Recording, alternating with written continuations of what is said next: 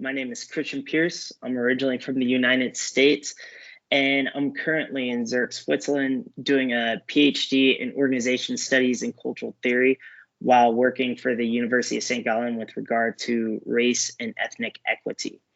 I'm also a black belt in Jiu Jitsu from Enzo Gracie Academy in New York. It was handed to me by Igor Gracie. And I started training jujitsu way back in the day now, man. It feels so long ago, like 2005, 2004, 2005. And I met Alec back in the day when we were white belts. And I always remember seeing him compete for what it was my first tournament, but it was like the very first time. And there's this guy, and you just knew he was going to be somebody someday. And I've had the honor and privilege to be able to be your friend and keep in touch with you. And so it's been awesome just to see your growth and development and how we have both been able to contribute to the jiu-jitsu community, but also to the greater global community as well. Do you remember like the tournament scene? Like for me, it was like almost a version of the UFC, kind of like it was just like Fight Club-ish, like underground, Naga, like, no-gi, half-naked guys out there. You're like, what is going on? How did your folks feel about that? It wasn't so much the tournament because my mom came, she drove me to that first tournament, but it goes back more to that underground scene. I mean, we had the opportunity to travel and train with y'all in Atlanta, but here we are like in Athens, Georgia, and like Casey Bain's like upstairs house with mats there. And, I think Forrest Griffin had popped by like once. Mm-hmm. And this was like right after he had competed in the Ultimate Fighter. But the guy who really was like the make or break for my mom training jiu-jitsu was Noe Hernandez, who fought Chuck Liddell in Chuck Liddell's first fight in the UFC. And Noe had wrestled, I think, at Michigan or Michigan State. And he's like really like this Wolverine, like just a monster. And I'll always remember he gets me in half guard and I'm just holding it. And he just buries his shoulder like right on my nose. And I get back, my nose is purple. My mom's just freaking out. Like, she's like, what's going on? What are you doing over there? And I'm like, oh, it's just training, Mom. And so I had to promise her that day that it would never happen again, or she would never let me train jiu-jitsu. And so, thankfully it hasn't happened. I've upheld that promise, knock on wood. And I've still been able to train jiu-jitsu.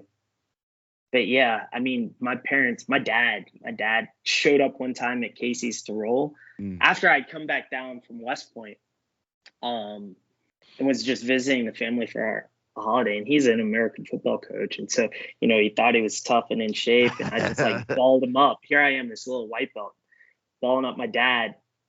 He never said anything negative about jiu-jitsu ever again after that. The one comment was, oh, I've been sore for 3 days now. My neck is sore. I'm too old. But yeah, that was their response to me initially training. I asked that because like I never felt like my parents understood it. They were just like, well, that's he's doing that thing over there. I don't know what he's doing over there, but they let me do it. So I actually have a video of my grandmother talking about it. Maybe I can post it somewhere. She's like, man, I didn't know what was going on because, there wasn't any other black kids there. I was like, I think I was the only black guy and teenager. It was just like. My grandparents are the same. My grandmother still doesn't understand. She's just like, you go do you. But it's become so much more popular. Like I remember never talking about it or, oh yeah, I do wrestling or judo or like just kind of dismissing it. I would just try to avoid the topic. But now it's like, oh, you do jiu-jitsu? Like, it's cool. So for me, it's kind of weird now. Like, people will know what it is. They talk about it. There's famous people training it. It definitely, that's an interesting point because it has become more accepted or mainstream. And yet there still is a stigma. When you tell non-martial artists in like a professional setting that you train jiu-jitsu, let alone MMA. If you step further and you say like you've trained MMA or you've had MMA fights even, people look at you like you're just this Neanderthal, because why would anyone reasonably go jump in a cage and like hit another person, or get hit and it kills your brain cells and this and that, or like even with jujitsu, oh, why would you want to choke someone out, or how Hmm. could you allow yourself to be choked out? That's completely irrational and unhealthy. I think that's why it's even more important now to have good instructors putting out content, because I have a lot of people that don't train watch my videos. So for me, it's like, just setting a good example, showing like, hey, jiu-jitsu is not that crazy. It's very technical art form. We're, of course we do submissions, but it's not like we're just breaking each other's arms and, just making each other go unconscious. So that's what I've been trying to do. Little pebble, little Yeah. pebble in the No, in the hey, water. but it's funny because it works. For example, last week, when you reposted the story from the Swiss embassy, everyone at the Swiss embassy is like, "Oh, who is this Alec Balding?" Like they're looking Oh at wow. you, but then yeah, because they were asking me, um, and they were like, "Yeah, we saw this guy repost what you were saying," and I was like, "Yeah, he's a really really good friend, really great jujitsu instructor, usually putting a lot of content out there," and so people were just genuinely interested Mm. just from that small thing. So you talk about a pebble, well, a million pebbles or a billion pebbles hits a Just landslide sometimes, and that momentum can shape mountains. I talk to so many instructors that I'm close to, and a lot of them kind of feel, the guys that have been in it for a long time. It just feels like, it definitely feels like you're outnumbered, because look at like our biggest news outlets like Flow Grappling and whatever else is out there. Like they only focus on such a small talent pool, and then like that talent pool is kind of eccentric to say the least. So like, there's so many great, balanced instructors out there, but like those aren't the guys that are getting the attention. It's the negative, it's the crazy, it's the ones that say the outrageous things that are, being used to promote the sport. So it's a uphill battle for us. Yeah, I mean, jujitsu is so politicized and polarized now too. There's not one coherent message that's really being pushed outside the community that people can really grasp on and say, ah, this is why jujitsu is great. This is why I need to be a part of this. Hmm. I think now it's more like clout chasing. Like, oh, he's got 100,000 followers. I like this guy. I don't know what I'm not even listening to what he's saying, but he's popular, so he can be my friend. Uh, oh man, I feel like that was last year. Last year was just like, how was last year for you, Christian? I know we talked a little bit about I last year, but like, mean, with the pandemic and moving and changing and seeing the world, it's last year was so disappointing, hmm and yet so optimistic at the same time, because here you see, I mean, I think the biggest thing that really happened outside the election within the US context last year was what occurred with George Floyd, and now we see like the Ahmaud Arbery killers are on trial, and you just had this shock and awareness to the rest of the world that there is violence mainly against Black people that is still going on because of this history and legacy of systemic racism. And so going from that US context, and then, my work here in Switzerland or looking at it in Brazil or South Africa, it was really at first disheartening, because you're like, man, we have so much work to do. But at the same time, it's also inspiring because it makes you really want to fight more. Like, really, I mean, coming from a military background, if I have no objective or mission, like I don't need to be on standby, like ready to go. But now it's like, not only are you on standby, it's like we're back in. Like, this is really a fight for equity and equality for marginalized people. And then on the jujitsu side, like over the past year, it's been interesting. I know we've talked a bit in the past, but we can elaborate on it more today. Just even looking at like the jiu-jitsu environment in Switzerland or even in the city of Zurich compared to what I've experienced like in New York or Abu Dhabi or Singapore or Sao Paulo or Rio de Janeiro. And so with the pandemic, you ended up you've had a number of gyms that started to split off from each other anyways, but then you started to have these little clusters of people who are just training out of each other's houses. And so now that most people are vaccinated, we're seeing gyms start to try and come together, or other gyms start up, or people still having squabbles and leaving and doing this and doing that. And so it's really, it's changed and evolved my approach when it comes to jujitsu. Like I've become I've become much more chill. While, you know, you see all these people trying to get in arguments online or doing it for the clout or this and that. Like, you know, dude, we've been in the game so long at this point. We've reached the mountaintop. And so my goal is not to push others down so they can't reach it. The whole goal is for all of us to be at the mountaintop. Like I told this group that I was talking to one time, you know, it's my job as an instructor or teacher to get to the point where you all are beating me.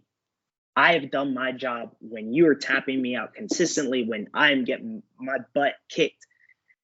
And then I'm going to have to improve. And then we all help each other continue to grow at that point. But first, let me get you up here before we do anything else.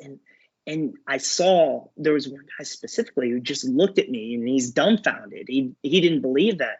Like, man, this is where we have to get jiu-jitsu. We have to get it to a point where everyone knows. I mean, there are so many issues that we have to fix first, but where everyone knows it is selfless ultimately once you become a black belt, once you're an instructor. And you know what I've seen here is just a lot of egos around, because every it's you know, it's like a feudal system. It's like a feudal system. Everybody wants to have their piece of land with some serfs on it. And I just don't play that game. So if you don't actually play within the system and you're outside the system, you can't adhere to anything else. So you don't belong there necessarily. So we've been, over the past year, like I have a group that we've evolved in just really, one, focusing on Nogi, and then two, just truly keeping it chill, like open mat, just go in. And I picked this up from Nova Union as well. Especially Daniel Paratev, who's, man, he's a legend in the lucha libre game. And we're back down there like working wrestling and stuff. And he's talking to me about his strategy. And his strategy isn't necessarily techniques. It's just the mentality, always going. And it's the same thing Herbert Burns once told me. And man, that stuck with me so much. Like every time I talk to Herbert again, I can never forget. Like he just said, man, you keep your jiu-jitsu chill, you keep it at 60% the whole time. And Piratev said the same thing, because someone else who's going 100% or trying to go 90 or hard, they can only keep that for a short duration. But if you find a way to be able to keep that 60% forever, you're golden. You always win out. So long story short, that's kind of how on the professional and the personal side, with both my work and jiu-jitsu, things have evolved over the past year. Tell us a little bit about living in Switzerland. How is it cold out there right now and dark? It's not too cold. You know, when I first got here, everyone was like, "Oh, just wait till you see the summers. Summers are beautiful." This year, man, I think we had like 3 days of sun. Oh no! And the rest was like a lot of rain. I was wearing a winter jacket until May of this year, and now, you know, it's starting to get cold again. But the thing about Switzerland is, yes, it is very clean, it is very safe, things work. The bureaucracy for foreigners is fairly low compared to a place like Brazil. But there's also a very distinct culture of insiders versus outsiders. And so a lot of people say, oh, well, Switzerland, people speak German there or Italian or French. Yeah, that's the case. But even the German is Swiss German. And even within Swiss German, there's different dialects. And then you have Romansh, which is this small language only spoken in the towns. And because of the history of the country, especially within the past 100 years, where people think it's extremely progressive, it's actually fairly conservative. Women only gained suffrage, the right to vote, in 1971, and then there was one canton, which is like a state, that held out until 1992. Wow! So you look at that, or September 26th of this year, they finally voted to allow and recognize same-sex marriage. Earlier this year, they voted to ban the burqa, or like the full hijab and burqa for Muslim women.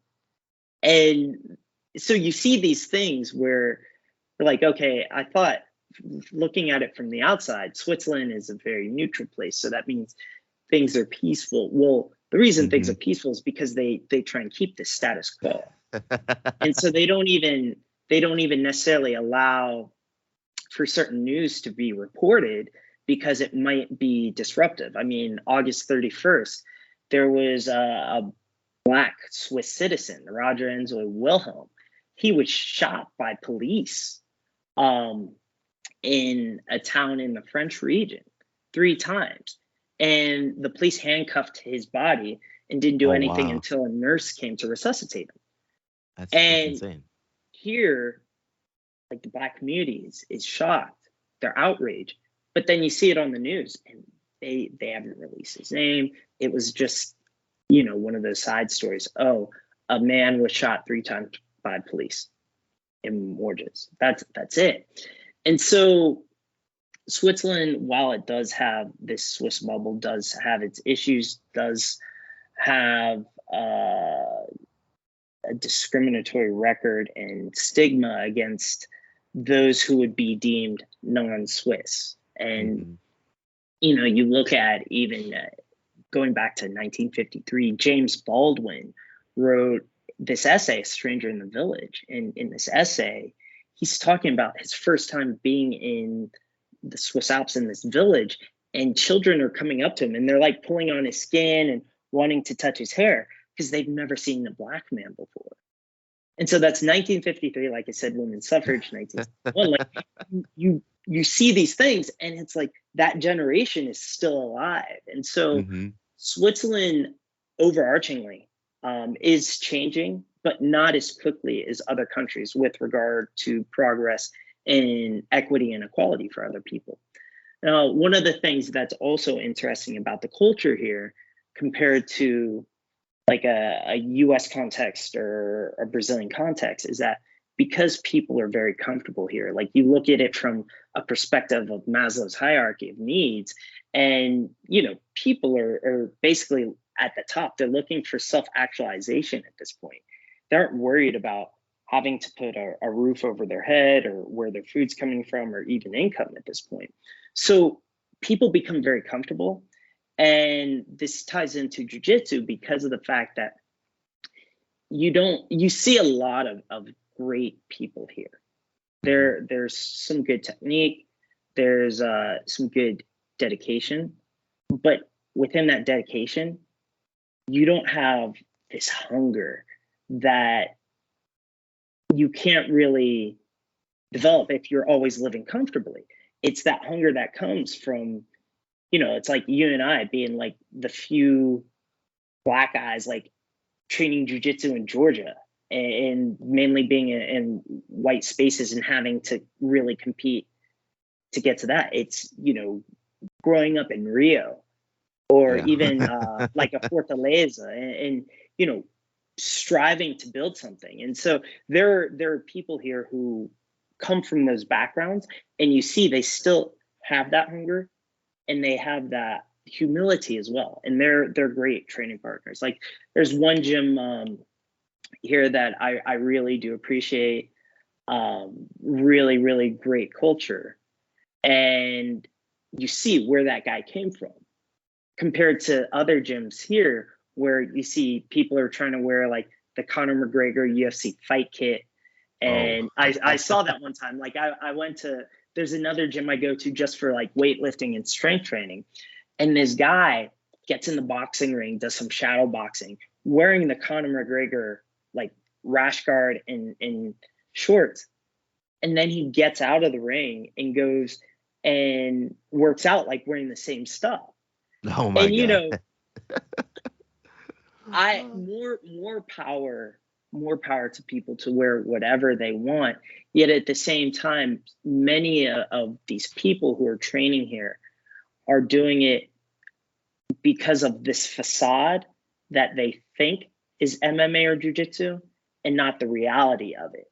And if they understood the background and the reality, or really like that hunger, that authenticity, I think it would really change their mentality for the better.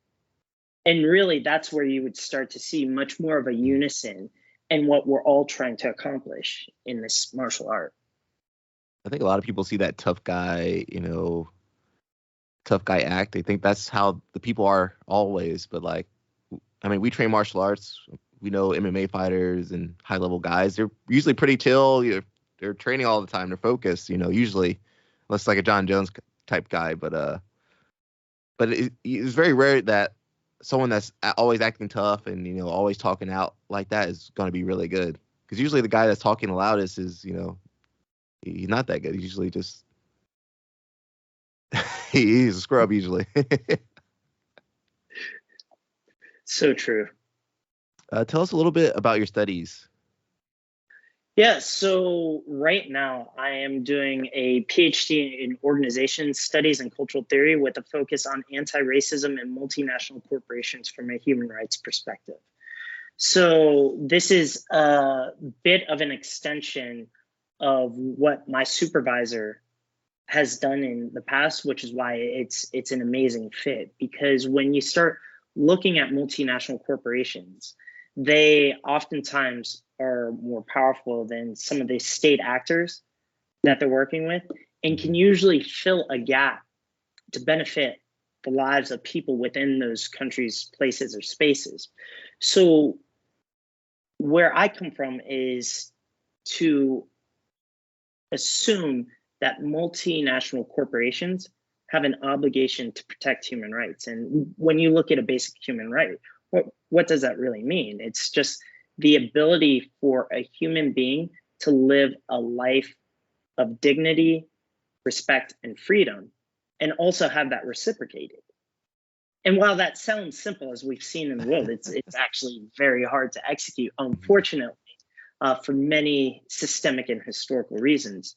So I take that a step further and say not only do multinational corporations have an obligation to protect human rights, but because they have that obligation to protect human rights, they must be anti-racist, not just internally within the organization, but externally in the places they operate. And that last piece is key because you look at many organizations around the world, especially within the US or the UK, Brazil, sometimes like within African countries as well. And they may have a national or an international campaign that says, we're fighting against racism. We're going to invest in the Black community, stop Asian hate. We're going to ensure that we protect people from all backgrounds. But then these corporations are also complicit in slave labor, union busting, and overall violation of people's human rights. So this is really where I'm shaping my monologue, is to not just state the case for why multinational corporations need to be anti-racist, but how they can in fact do that. And that ties in with the work I'm doing for the university as well, where I usually consult companies on their diversity, equity, and inclusion practices with specific regard to race and ethnicity. Usually it's from a Swiss context, but it can be European or US or Brazilian based as well, given my experience and my research. I like right off the top of my head, I was thinking about Levi, It seems like a very progressive company in America. They're always supporting different causes. But then like you go to Haiti, which I think that's where they produce most of their, their jeans, and then like they're the bad guys, they're Yeah. so yeah, it's man, it's I didn't really understand this until I lived outside of America, like what was going on, and like just how much control America has over, so many countries. And we think of it as freedom, and then like you go to these countries and they're like, man, it's not freedom. It's like it's pretty much tyranny. Yeah. I mean, man, Uh, I saw that firsthand being in the military. oh well, yeah. Yeah, I mean, you, it's crazy. I think at least once a week I reflect on this story where, here we are. It's my first deployment in Abu Dhabi, and I take some soldiers off base to the mall, the Marina Mall at the Corniche. And the next day, this soldier comes up to me. He's from West Virginia. He's like, "Sir, can I talk to you?" And I'm like, yeah, what's up? He's like, "Sir, I just want to thank you for taking us to the mall yesterday." I said, "Yeah, no problem, man." He goes, No, you don't understand. Before we went there, I didn't realize these people were just like us, but now I know they Oh just man. have families. They're families and people just like us. They want to go to McDonald's and they want to just go to the arcade, and they just want to be happy." And I'm like, exactly. And you see that story, and I'm like, great that this guy recognized that.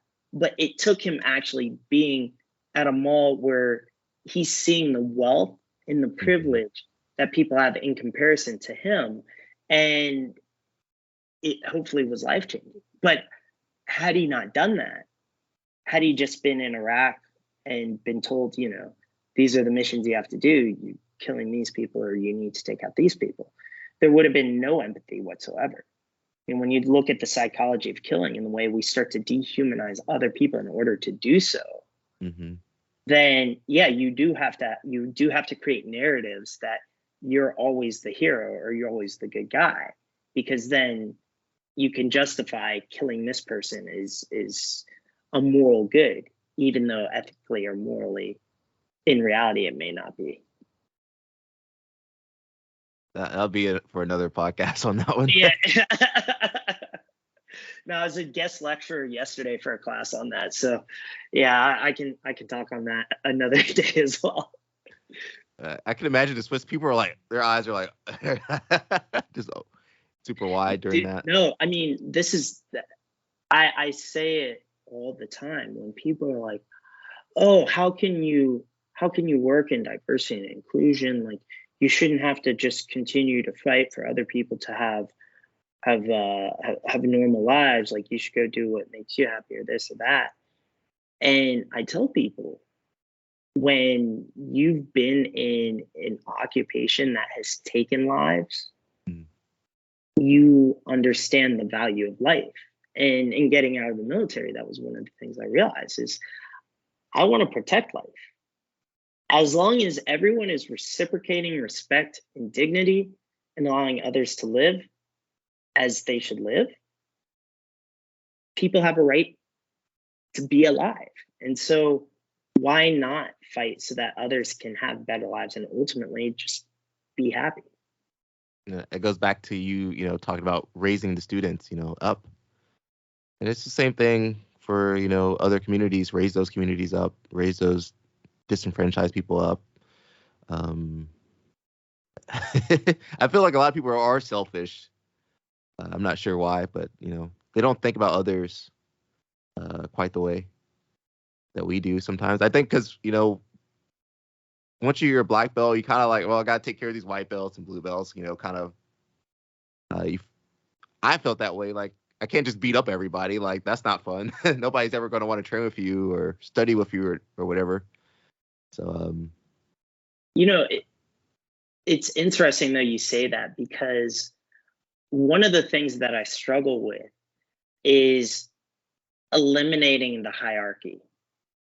Obviously, we have knowledge and abilities that we have accrued over the years, but that really doesn't make us different. Like, Hmm. yeah, we're able to teach, or you might compete at a much higher level than these other people.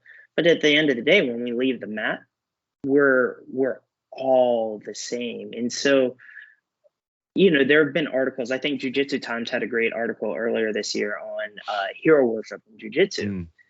And there still is this pedestal that black belts are often placed on, which can be understandable if it's only with regard to Jiu-Jitsu.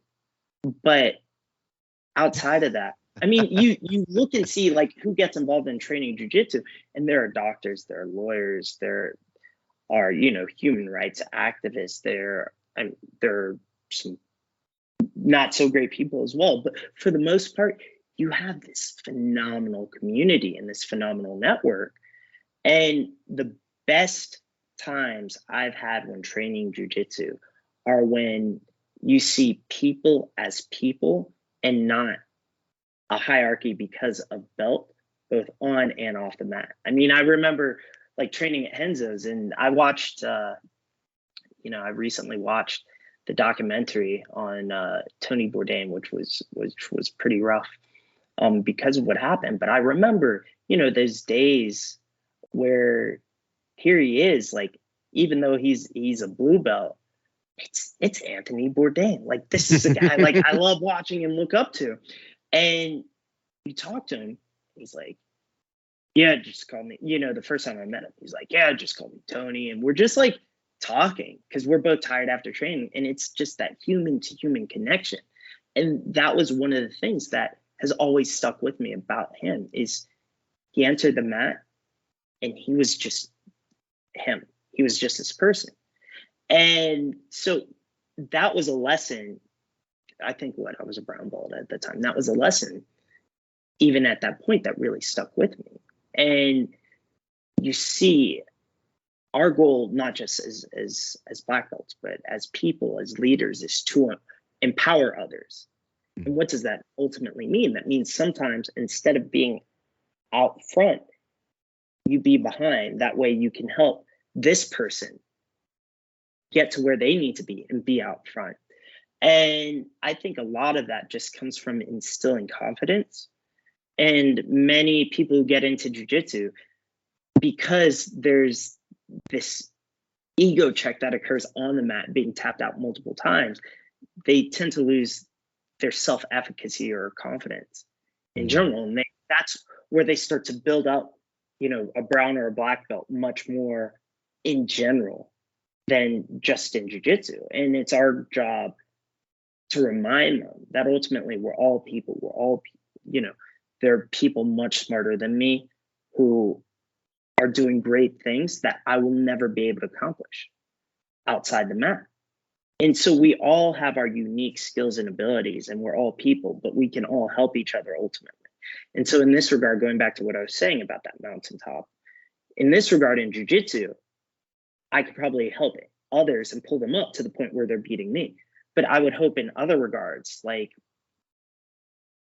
coding or another skill that I'm not necessarily proficient at, speaking Swiss German, that someone else would be able to help me get up to that level. And then we're able to go from there. And so I think I say all that on a higher level because it's all about a human journey. Like when you and I 50 years from now are looking back at this conversation and it's got like billions of views, or who knows, it might have only a couple thousand, who knows, regardless, like how do we want to look back and say, yeah, we have continued on our journey and we have helped others. We've helped so many other people that we've shifted jiu-jitsu. We've made jiu-jitsu better. We've made the regions we live better, and we've made the whole world a better place for everyone. I mean, that's the goal. We look back and like, man, at least we did something. We were speaking out. We were trying to, organize people. Okay, tell us about Brazil. So we talked about Switzerland. Tell us about Brazil, the training first and then, your studies in Brazil. Yeah. Oh, that's going back now, man. That's crazy. Yeah, so Brazil, which I just visited August of this year as well, which was great to be back and see everyone, was such a phenomenal experience on so many different levels because you go there as a tourist and you might see Brazil still is what had been called this racial democracy. Like somos todos brasileiros, we're all Brazilian. And then you start living there and you're like, oh snap, this is not this is this is not what I had signed up for necessarily. And you start seeing how fragmented these worlds are. I mean, you're looking at a country where at least 54% of the population is Afro descended. But in my business school, there's me and one Black Brazilian woman, and then everybody else is white. Actually, there was a Bangladeshi guy as well. So outside of that, it's like everyone else is very white privileged, living in neighborhoods like Leblon, which is arguably, depending on the real estate market, one of the most expensive places in the world. And then here I am, like at night, going back to my neighborhood and then going and training at different schools. And you're seeing a completely different population. People are getting involved in Jiu Jitsu or MMA to really fight for a livelihood, just to be able to provide for their family.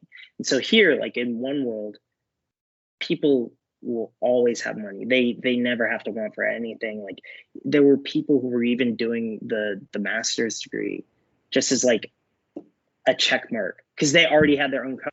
They were just like, oh, I wanted to take a year off and it's free. It helps me out anyways. And then these other people here are really struggling. And so it's very hard to overcome this socioeconomic barrier, even though you have things like the SUS system, which is free healthcare for everybody. Originally, you had Bolsa Familia, which was a small stipend for families, like if they were keeping kids in school and doing this and doing that. But you have so many structural issues that need to be taken care of, even before the pandemic or before what's going on with the current president as well, that I don't know, like when I was there, I was just like, I don't know how to really accomplish progress in a great way within like the next 10 years because it's such a large country. But at the same time, there are so many people who are fighting down there to make a more equitable world for Brazilians who are of a lower socioeconomic background, and really to show that there are great Black Brazilians who are accomplishing things. So that was really interesting. I tried to start a diversity committee at my school, which really didn't take off. My school wouldn't even let me talk about racial diversity during my thesis. I had to change it to talk about cultural thesis or cultural diversity. So that was one thing. I mean, it was interesting, and I had to write what I had to write in order to graduate, but I would always love to go back and be able to change that. And so now it's like the Avengers Endgame. Like you can't go back and change the past. You can get things from the past to change the future. So I can't change the past. So I'm grabbing things to change it and improve the future. I lived in Rio for 2 years and still have a number of great friends there. And then I moved to Sao Paulo after hopping to Colombia to do some work as well. And Sao Paulo was an even larger eye opener. I mean, here I am, I'm doing like Stanford Ignite, this basically like a mini MBA through Stanford on person in Sao Paulo. I had no idea like that room was like the 0.1% of Brazil. Because I'm American, I'm just thinking, oh, I'm going to study this, that, and that. And that was eye-opening to see that level versus you travel outside of the city in some of the more rural areas and it's like nothing. It's desolate. Even when you look at the average life expectancy in the city, 75 years old. You drop, or you go out of the city, it drops to 55. Wow, So man. just within, you're talking about within like a 10-mile direct line drive, man. And so that was one thing that still always stands out to me. But there are things I absolutely love. The people, my friends who just really show like this warmth that you just feel initially, and then it remains consistent. Here in Switzerland, people are a bit cold at first, but then when they open up, when they really like, when Swiss people open up and they're your friends, you might not see them for a couple months because they have so many other friends, but it's genuine and it's really nice. But I mean, Brazil has such a rich culture and history outside of even the Portuguese and what they did with colonization there. That it's a special country. I mean, no natural disasters other than the landslides and the dams that are usually man-made because of like Vale improperly dumping stuff or people improperly building on a mountain. But that was phenomenal. As far as getting back to Jiu Jitsu and MMA, some of the best training in the world. A lot of people say, oh, well, it's gone to San Diego or New York or I guess now Texas. But there is a special element there. I mean, when I go to Sao Paulo, this time I wasn't able to train, but I just stopped into the academy and see like, Michael Lange or Fernando Hayes and just the culture, like, really is like this military organization where they're training to win, or to see what Izaki Pahians has done with Dream Art. Dream Art, yeah. Back in the day, I lived 2 houses down from where the team originally was. I donated like my gis when I left Sao Paulo, and just to see how that's exploded, man, I'm so happy for him. It's so cool. And then that's like I just want to stop you for a second. That's like what happens when you invest in your students and your program. Like, and it's not like Izaki had the most resources. There's guys, all these other guys, these famous instructors could have been doing that, 10 years ago. But they didn't have the foresight to like do it. It's so easy to do. Dude, it not only is it so easy to do, but it's contagious. Like when you see him genuinely pouring into those athletes, the athletes are inspired to do better as well. I mean, there were guys who were always trying to pull me to practice their English. Like this is so great, because this is what's going to give them opportunities they would have never thought was possible. And so, yeah, jiu-jitsu may have opened the door, but then they can go off and they can live a life that they may have not previously thought of. And I mean, that's looking ahead, because ultimately, I guess, these guys these students are going to be instructors one day. So, they might be in Europe, they might be in Asia, they might be, somewhere else. But just having those skills, speaking English and, high level accomplishments, man, it's going to put them on, the fast track. Absolutely. I also want to give a shout out. I'm talking about Alliance in Sao Paulo, but like Carlson Gracie Baja Matriz, which always welcome me.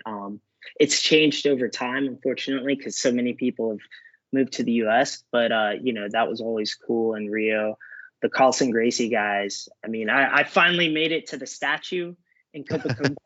Gave Mestre Carlson like the handshake, which was cool. But they're awesome. And with that Carlson Gracie legacy, you see this culture where, man, Novo Union is really, it's a family.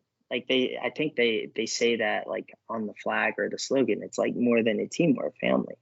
And you totally feel that. Like here I am walking up the stairs, like into Vivi Arena, where everyone trains, or occasionally like they'll have events like Shuto and some other things. And we were reflecting this year, like a lot of us were reflecting in conversations I had, where 5 years ago, I showed up, I didn't speak Portuguese, and everyone's like, Porra, gringo, what are you doing? And now it's like, I'm there, like it's like a brotherhood and a family, and we're all able to just like talk about where we want to go. And of course, it's difficult right now there with the pandemic and what's going on, but there's just this mentality where anyone in the world who has a good heart can walk in there and train as well. But once you're there, it's like it's infectious. And Day Pedinaris is always super friendly. He's always like, you go to some places and you think, oh well, this guy's not approachable. Like I said, like where people put someone on a pedestal. But there are these places around the world where you walk in, it's like if you go to school and like Henzo's there, Henzo's gonna like talk to you just like anybody else. Day Pedinaris is gonna do the same. And so it becomes more than just what people even say is jiu-jitsu lifestyle. Like it just becomes that family. It becomes that global community where you're inspired to do better, but you're inspired to help other people as well, just because you see how people are helping each other and building. I mean, shout out to Pedro Falcon, who won his fight on Dana White Contender Series last night. Like, here's a guy I've always respected because of his teaching style and the way we train together. And every time I'm there, he's always welcoming, like always pointing out little things I can refine as well. And so I still at this point recommend that for people who are really seriously training jiu-jitsu, you still have to get down to Brazil and immerse yourself in the culture. I mean, at least for 1 month, maybe 2 or 3. But with that said, what I said is immersing yourself in the culture. So getting over some type of European or American ethnocentric view and thinking, oh, when I get there, I do a favela tour and see how these people live, or I eat some acai. No, it's so much more than that. Like it's so much more than that. Like, go understand the history of the country, the history of the cities, why people are the way they are, and then respect them for their lifestyle. Don't try and judge them and say, oh, you need to do this or you could do this. I mean, if they need help and they're saying it, then of course. But there shouldn't be this white saviorism that comes down and says, oh, I'm going to roll, but I'm going to also live this life and do this and do that. We'll send Gordon Ryan down to Brazil to show him how to train for real. Get that real training in. I don't even think those guys would ever, because those guys didn't really do well in Puerto Rico, so like I don't even think they would do well in Brazil. They just. I mean, yeah, I can't really say, because I'm still surprised at how many people go to Puerto Rico. Of course, when you look at the history of what the United States has done to Puerto Rico, it's always, going back to that white saviorism / colonialism and imperialism. It's always tried to subjugate Puerto Ricans in a way that allows Americans, or those who have the American passport and usually white, to be able to go there and have a privileged life. Yeah, I think just with people who kind of carry themselves in a certain way, that they have to humble themselves prior to coming to a place like Brazil. And that's why they'll never go there. That's never gonna happen. All right, tell us about South Africa. How was the trip there? What brought you there? Like, why were you? So why were you there? That's what I was trying to say. Yeah. So I had originally gone to South Africa a few years ago through the London School of Economics, and they have a program at the University of Cape Town in poverty and development. And so, like I said earlier in the conversation, South Africa has the highest Gini coefficient in the world, which is the level of inequality. And so to go there and study poverty and development was an eye-opening experience. I mean, I saw Cape Town, which you have billionaires living there, and then you go outside to Kailicha, where people don't even have proper public lighting or indoor plumbing. So they go they get robbed or raped or assaulted, even just trying to use the bathroom. Mm. So that was something that really always stuck out to me. And especially because going there, people, without hearing the accent, people saw me, and like the cab driver when I first landed at the airport was like, "Hey brother, welcome home." And I'm like, "Yeah, it's cool to be home." And he's like, "Oh, you're American, man. I thought you were a color bro." And I'm like, hectic, lekker, trying to pick up some like, some slang there. But so that that experience, I kept in touch with a lot of good people there who have become friends over time. And then earlier this year, there's a technical university here in Zurich called ETH, and the vice president of what's called their InCube Challenge contacted me. So InCube is literally a glass cube. So the InCube Challenge, like, it's an incubator for innovation, for entrepreneurship. Oh, okay. And what occurs is normally participants stay in a cube from Monday morning to Friday evening. They live in this glass cube. They can leave to go use the bathroom or shower at another place, but they have to sleep in this cube as a team. And they come up with a sponsor gives them a business problem. And they come up with a viable solution to that and then pitch it at a competition. And winners can win up to 10,000 francs to either continue this idea or spend it as they see fit. So the vice president of that for this year's competition had contacted me, and we were just catching up. And she said, "I want to get a cube in Cape Town, South Africa." And so I thought about it. I was like, let me see who I can reach out to. So because I did this course a couple of years ago, I contacted one of my friends who contacted one of his friends, and we got the ball rolling on this. And so I ended up being able to have this cube sponsored by the Swiss Embassy and the University of Cape Town at the V&A waterfront in Cape Town. So I was then asked to be a facilitator. And I think the statement that sticks out in my mind about being a facilitator, one of my participants said, "Christian, you were in the military for a little over 5 years. Each day we spent in the cube felt like a year in the military." Because I came in and that team, they improved so much. I was so proud of them by the end of it. But there was a lot, because they weren't allowed to stay in the cube because of security concerns. So they had to go to a hotel and work in a conference room. So they're dealing with all these other extra variables that other teams wouldn't deal with. And so I was extremely impressed with how they did that.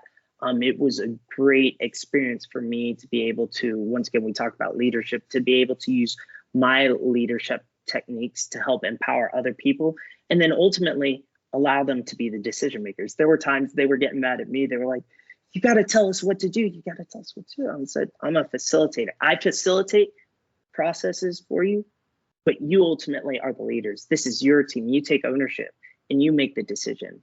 So it was great overall. Lots of support. Got to, as I said a bit earlier, I don't know if you were recording, but I run into a brown belt. Like, I see this Henzo necklace, and he sees my sucker free Jiu Jitsu sweatshirt, and we start talking. And so he's like, "You got to come train with us." So I was able to get down to Henzo Gracie Cape Town. Much love to those guys for the invitation, and get some good no-gi rolls. And then we talked a bit about some leg locks and my toe holds and strategy when it comes to that as well. So phenomenal. Cape Town and South Africa in general still has a long way to go, similar to Brazil, but there are people there who are fighting to make things better. And that's really what matters, that they don't give up, that they persist and ultimately improve things, so that, like we said, 50 years from now, when they look back, they can be proud of the impact that they've had. And the last thing I had some other stuff I want to talk about, but kind of tapering down. Your plans for the future, Christian? What are your plans? So I will be in Zurich for at least the next 3 to 4 years working on my PhD. So if you're ever coming to Switzerland and you need some advice or guidance, hit me up. But I'll be mainly focused on really on a large level helping others. So I'll continue my own research, but start to expand my projects in consulting for companies. I'll also start getting into teaching courses next year at the university as well. And on the jiu-jitsu side, man, just keeping it chill and easy. You know, I stay in shape. So when we have our free rolls, just talk to people about refining their techniques. Once again, I think that's the theme. Not once again, but that's the theme, is not are we necessarily like leaders at the top as black belts or as instructors or professional competitors. We're facilitators. We facilitate others as they go on this journey so that they can reach the top. So if we have to go back down, we'll help them and maybe point them in a direction, but we aren't there to walk or climb exactly for them while they're on our backs. So that's kind of my plans for the midterm, just living life here. Hopefully at some point I'll get back to the States and be able to see family and catch up with you guys as well. But really just based here, living life. During that European lifestyle. Yep. You know it. I experienced a little bit of European lifestyle myself. It's very comfortable. That's in Swedish. That's what they say. Cozy. That's like, it's a very big word they like to use, and like it kind of describes their life. You know, it's very cozy. You know, you don't worry about, you know, being homeless or not having food or not having educations. But the downside is sometimes it's hard to get out of that comfort zone too. So, yeah. Anything else you want to talk about, Christian? I kind of went through all my notes I had for you. Yeah, no, I mean, I just, as we conclude, I want to thank you again. It's been great catching up. I mean, it's a couple times a year, but dude, it means a lot to me. And I'm always inspired. You have so much content out there. I gotta take time. Like, it's so much, but it's so good as well. And so hopefully I can get over there and train with y'all. A shout out to all the people who are doing some great things in jiu-jitsu as well. Thanks again. Like I said, Novo Union in Rio, Alliance SP, man, my friends and family in Renzo Gracie's in Manhattan. I haven't seen them in way too long, but hope they're all doing well. Renzo Gracie Cape Town. Once again, if you guys ever make it to SA, check them out. Great mentality, great people, great training. If you're here in Zurich, like I said, look me up. Or stop by Carlson Gracie Zurich. My boy Felipe over there is doing a lot of great things. And outside of that, help other people. We only have one life, so why not make the best of it for everybody else as well? That's it. Some guys out there like, I'm not helping nobody. It's all me. Cool. Shout out some of the schools that you follow. So you got Circuit Free Jiu-Jitsu T-shirt on. Yeah, give a shout out to some of these guys. Of course. How could I forget Weiss? I mean, yeah, I haven't gotten a chance to train with him yet. I think that's why. So I was talking about places I've trained. But yeah, in Brooklyn, if you're there, definitely check him out. Look at what Jelani Wilson's doing. He's got a lot of good stuff going on. He's kind of like the big bro, to be honest, like the big bro out there. Yeah. Yeah, man. Now you put me on the spot. Like, I know I had to. Abu Dhabi and Dubai. There's so many people out there. My boy Hachino, if you're in Florida, Herbert Burns. Man, it's like a Rolodex now when I think about it. Just so many people have helped me on my journey, but yeah, who can help other people as well. So I'll get back to you. Maybe you have that in the next podcast as well. Specific people that I think those in the jiu-jitsu community should follow as well.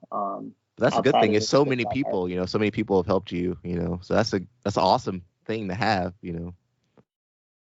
Yeah. All right, Chris, let me stop the recording real fast.